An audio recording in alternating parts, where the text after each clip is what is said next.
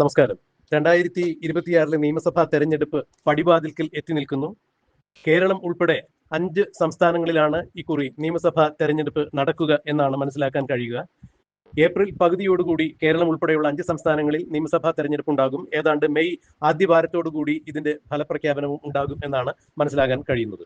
എന്നാൽ കേരളം ഉൾപ്പെടെയുള്ള 5 സംസ്ഥാനങ്ങളിൽ നടക്കുന്ന നിയമസഭാ തെരഞ്ഞെടുപ്പിൽ വാശിയേറിയ മത്സരം തന്നെയായിരിക്കും ഉണ്ടാകുക എന്നുള്ളതാണ് ഇപ്പോൾ ഇന്റലിജൻസ് റിപ്പോർട്ട് പ്രകാരം മനസ്സിലാക്കാൻ കഴിയുന്ന വിവരങ്ങൾ. ഓരോ തവണയും സംസ്ഥാനത്ത് തെരഞ്ഞെടുപ്പ് നടക്കുമ്പോൾ സംസ്ഥാന ഇന്റലിജൻസ് ബ്യൂറോ സംസ്ഥാനത്തിന് തെരഞ്ഞെടുപ്പുമായി ബന്ധപ്പെട്ട് കൃത്യമായ ഒരു അവലോകന റിപ്പോർട്ട് നൽകാറുണ്ട്.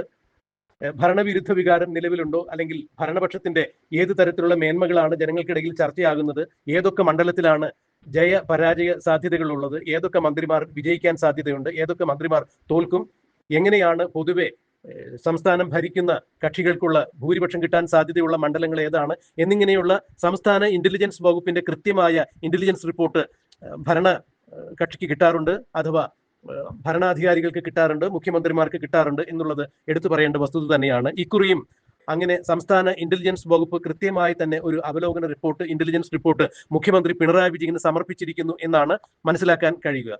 ഈ റിപ്പോർട്ട് കണ്ട് അക്ഷരാർത്ഥത്തിൽ മുഖ്യമന്ത്രി പിണറായി വിജയൻ കണ്ണു തള്ളി നിൽക്കുന്നു, തലകറങ്ങിയിരിക്കുന്നു എന്നാണ് മനസ്സിലാക്കാൻ കഴിയുന്നത്.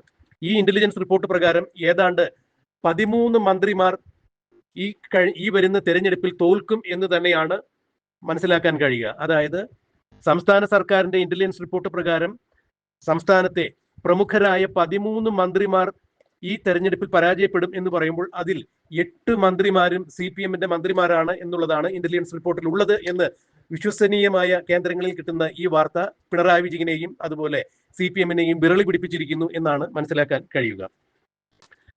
ഭരണവിരുദ്ധ വികാരം ശക്തമായി നിലനിൽക്കുന്ന സാഹചര്യത്തിൽ നടക്കുന്ന തെരഞ്ഞെടുപ്പിൽ LDF-നെ നയിക്കുന്ന പാർട്ടി എന്ന രീതിയിൽ CPM-ന്റെ തന്നെ 8 മന്ത്രിമാർ തോൽക്കും എന്ന് പറയുമ്പോൾ അത് ആരൊക്കെയാണ്, എന്തൊക്കെയാണ് എന്നുള്ളത് നമുക്ക് ഒന്ന് പരിശോധിക്കാം. നേമത്ത് നിന്ന് ജയിച്ചു വന്ന V ശിവൻകുട്ടിയാണ് തോൽക്കാൻ സാധ്യതയുള്ള ഒരു മന്ത്രി എന്ന് പറയുന്നു. 2016 ശിവൻകുട്ടി നേമത്ത് തോറ്റതായിരുന്നു. അവിടെ BJP ആദ്യമായി ഒരു നിയമസഭാംഗത്തെ വിജയിപ്പിച്ചത് നേമത്ത് നിന്ന് തന്നെയായിരുന്നു. പിന്നീട് 2021 നടന്ന തെരഞ്ഞെടുപ്പിൽ ശിവൻകുട്ടി ജയിക്കുകയായിരുന്നു. നിസാര വോട്ടിന്റെ ഭൂരിപക്ഷത്തിനാണ് അന്ന് ശിവൻകുട്ടി അവിടെ നിന്നും തെരഞ്ഞെടുക്കപ്പെട്ടത്. ഏതാണ്ട് 3000 വോട്ടിന്റെ മാത്രമാണ് ഭൂരിപക്ഷം ഉണ്ടായിരുന്നത്. ശിവൻകുട്ടിയുടെ മോശമായ പ്രകടനവും ശക്തമായ ഭരണവിരുദ്ധ വികാരവും ശിവൻകുട്ടി ഈ കുറി 2026 നേമത്ത് നിന്ന് തോൽക്കും എന്ന് തന്നെയാണ് മനസ്സിലാക്കാൻ കഴിയുന്നത്.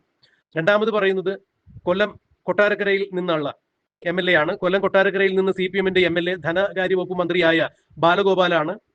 2016 ഐഷ പോറ്റി ഈ മണ്ഡലം ബാലകൃഷ്ണപിള്ളയിൽ നിന്നും പിടിച്ചെടുക്കുന്നത്. അന്നു മുതൽ പിന്നെ ഐഷ പോറ്റിയുടെ 2016 വരെ ഐഷ പോറ്റിയുടെ തുടർച്ച തന്നെയായിരുന്നു. 2006 ബാലകൃഷ്ണപിള്ളയിൽ നിന്നും ഐഷ പോറ്റി ഈ മണ്ഡലം സ്വന്തമാക്കുന്നത്. 2016 40,000 വോട്ടിന്റെ ഭൂരിപക്ഷം ഉണ്ടായിരുന്നത് 2021 വീണ്ടും കുറയുകയായിരുന്നു. അങ്ങനെ 2021 ബാലഗോപാൽ മത്സരിക്കുമ്പോൾ കുറഞ്ഞ ഭൂരിപക്ഷത്തിനാണ് ജയിച്ചത്. എന്നാൽ മോശം പ്രകടനത്തിന്റെ പേരിൽ ബാലഗോപാൽ ഇക്കുറി പരാജയപ്പെടും എന്നുള്ള ഇന്റലിജൻസ് റിപ്പോർട്ടാണ് വന്നിരിക്കുന്നത്. വീണ്ടും പത്തനംതിട്ടയിലേക്ക് വരികയാണെങ്കിൽ പത്തനംതിട്ട ജില്ലയിലെ ആറന്മുളയിൽ നിന്നുള്ള MLA ആയ വീണ ജോർജ്, കേരളത്തിലെ ഏറ്റവും കഴിവുകെട്ട മന്ത്രി എന്ന രീതിയിൽ പിണറായി വിജയൻ സർക്കാരിന്റെ രണ്ടാം പിണറായി വിജയൻ സർക്കാരിന്റെ ആരോഗ്യവകുപ്പ് മന്ത്രിയായ വീണ ജോർജ്, ആറന്മുളയിൽ നിന്നുള്ള വീണ ജോർജ് ഈ കുറി തീർച്ചയായും പരാജയപ്പെടും എന്ന് തന്നെയുള്ള ഇന്റലിജൻസ് റിപ്പോർട്ടാണ് കിട്ടിയിരിക്കുന്നത്. മോശം പ്രകടനത്തെ തുടർന്ന് വീണ ജോർജിന്റെ പ്രതിച്ഛായ തന്നെ മങ്ങിയിരിക്കുന്നു. ഈയിടെ നടന്ന വീണ ജോർജിന്റെ ചില നാടകങ്ങളെല്ലാം അതിന് ആക്കം കൂട്ടിയിരിക്കുന്നു എന്ന് തന്നെയാണ് ഇന്റലിജൻസ് റിപ്പോർട്ടിൽ പറയപ്പെടുന്നത്. എന്തായാലും പത്തനംതിട്ടയിൽ നിന്നുള്ള ആറന്മുളയിൽ നിന്നുള്ള വീണ ജോർജ് ഇക്കുറി പരാജയപ്പെടും എന്ന് തന്നെയാണ് ഇന്റലിജൻസ് റിപ്പോർട്ടിൽ എടുത്തു പറയുന്നത്. വീണ്ടും കോട്ടയത്തേക്ക് വരികയാണെങ്കിൽ CPM-ന്റെ ഉറച്ച മണ്ഡലമാണ് എല്ലാ കാലത്തും കോട്ടയം. കോട്ടയത്തിലെ ഏറ്റുമാനൂർ MLA ആയ വാസവൻ ശക്തമായ ഭരണവിരുദ്ധ വികാരത്തിൽ, ശബരിമല സ്വർണ്ണക്കൊള്ളയുടെ പശ്ചാത്തലത്തിൽ, ശബരിമലയിൽ നടന്ന ആഗോള അയ്യപ്പ സംഗമത്തിന്റെ പശ്ചാത്തലത്തിൽ, തട്ടിപ്പുകൾ പുറത്തു വന്ന പശ്ചാത്തലത്തിൽ കോട്ടയത്തും CPM-ന് കാലിടറും. ഏറ്റുമാനൂർ MLA ആയ വാസവൻ തോൽക്കും എന്ന് തന്നെയാണ് ഇന്റലിജൻസ് റിപ്പോർട്ടിൽ പറയുന്നത്. പിന്നീട് എറണാകുളത്തേക്ക് വരികയാണെങ്കിൽ എറണാകുളം പരമ്പരാഗതമായ UDF-ന്റെ മണ്ഡലമാണ്. ഈ കഴിഞ്ഞ തവണ ലീഗിന്റെ മണ്ഡലമായിരുന്നു. ലീഗിന്റെ മണ്ഡലത്തിൽ നിന്നും P രാജീവ് ജയിച്ചു കയറുമ്പോൾ ലീഗിലെ പടലപ്പിണക്കങ്ങളായിരുന്നു രാജീവിന് ജയിച്ചു കയറുവാൻ പറ്റിയ സാഹചര്യം ഒരുക്കിയത് എന്നാണ് പറയുന്നത്. എന്നാൽ ഇക്കുറി ലീഗ് മണ്ഡലം തിരിച്ചു പിടിക്കാൻ ഒരുങ്ങുന്നു. ശക്തമായ ഭരണവിരുദ്ധ വികാരവും വികസന മുരടിപ്പുമെല്ലാം എറണാകുളത്ത് ചർച്ചയാകും. കേരളത്തിന്റെ വ്യവസായിക തലസ്ഥാനം എന്നറിയപ്പെടുന്ന എറണാകുളത്ത് P രാജീവിന് കാര്യമായി ഒന്നും ചെയ്യാൻ സാധിക്കാത്ത സാഹചര്യത്തിൽ പി രാജീവും പരാജയപ്പെടും എന്ന് തന്നെയാണ് ഇന്റലിജൻസ് റിപ്പോർട്ടിൽ പറയുന്നത്.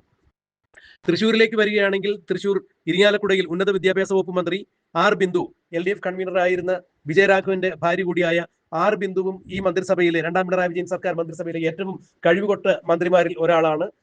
ശക്തമായ ഭരണവിരുദ്ധ വികാരം നിലനിൽക്കുന്ന സാഹചര്യത്തിൽ ബിന്ദുവിന്റെ വ്യക്തിപരമായ കഴിവുകേടും അവിടെ UDF ജയിച്ചു കയറുവാനുള്ള സാഹചര്യം തന്നെയാണ് കാണിക്കുന്നത്. ബിന്ദുവും പരാജയപ്പെടും എന്ന് ഇന്റലിജൻസ് റിപ്പോർട്ടിൽ പറയുന്നു.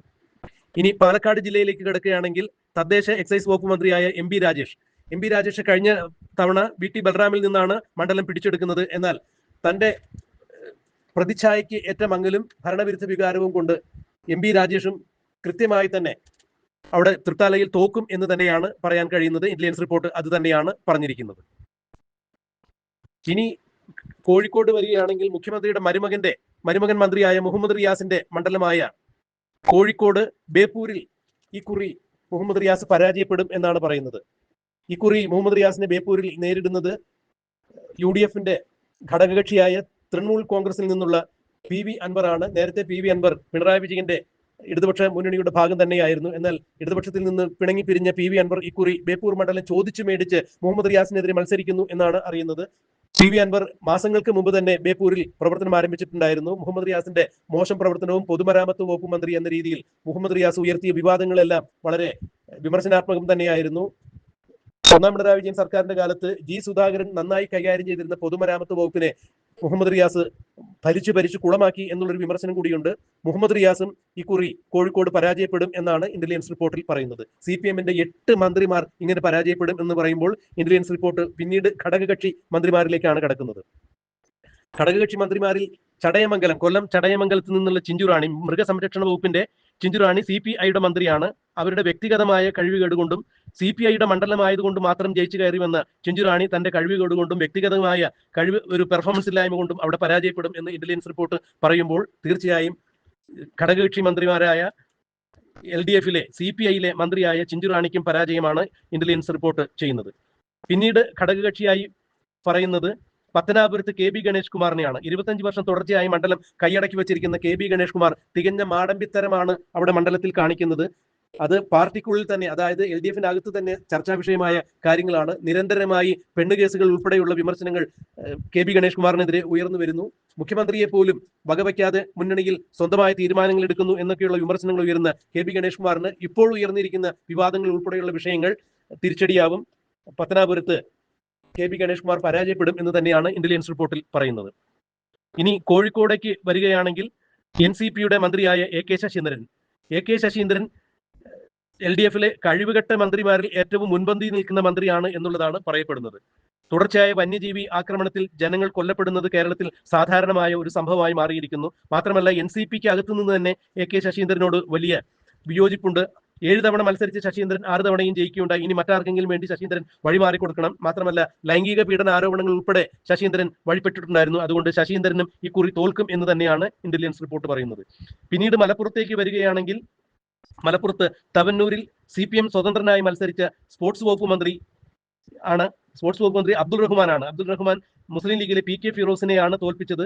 ഏതാണ്ട് 900 വോട്ടിന്റെ മാത്രം ഒരു ഭൂരിപക്ഷത്തിന് മാത്രമാണ് AK അബ്ദുൾ റഹ്മാൻ ജയിച്ചു വന്നത്. സ്പോർട്സ് വകുപ്പ് മന്ത്രിയായ അബ്ദുൾ റഹ്മാന്റെ കഴിവ് കെട്ട പ്രവർത്തന രീതിയും മുസ്ലിം ലീഗ് ഇക്കുറി ഏത് വിധേനയും മണ്ഡലം തിരിച്ചു പിടിക്കാനുള്ള ഊർജിതമായ ശ്രമവും ഉണ്ടാകുമ്പോൾ തീർച്ചയായും അബ്ദുൾ റഹ്മാനും തോക്കും എന്നുള്ള ഒരു ഇന്റലിജൻസ് റിപ്പോർട്ട് വരുമ്പോൾ മുഖ്യമന്ത്രി പിണറായി വിജയൻ ഈ റിപ്പോർട്ടെല്ലാം കണ്ട് കണ്ണു തള്ളിയിരിക്കുന്നു എന്നുള്ളതാണ് മനസ്സിലാക്കാൻ കഴിയുന്നത്. ഇത് മറ്റേതെങ്കിലും രാഷ്ട്രീയ കക്ഷികളുടെ ഗാലപ്പ് പോളിലൂടെയോ അല്ലെങ്കിൽ മറ്റേതെങ്കിലും രാഷ്ട്രീയ കക്ഷികളുടെ ഇന്റലിജൻസ് റിപ്പോർട്ടല്ല, സംസ്ഥാനത്തിന്റെ തന്നെ ഇന്റലിജൻസ് വകുപ്പ് മേധാവികൾ മുഖ്യമന്ത്രി പിണറായി വിജയന് സമർപ്പിച്ചിരിക്കുന്ന റിപ്പോർട്ട് തന്നെയാണ്. ഇത് വിശ്വാസയോഗ്യമായ കേന്ദ്രങ്ങളിൽ നിന്നാണ് ക്രൈം ഓൺലൈന് കിട്ടിയത്.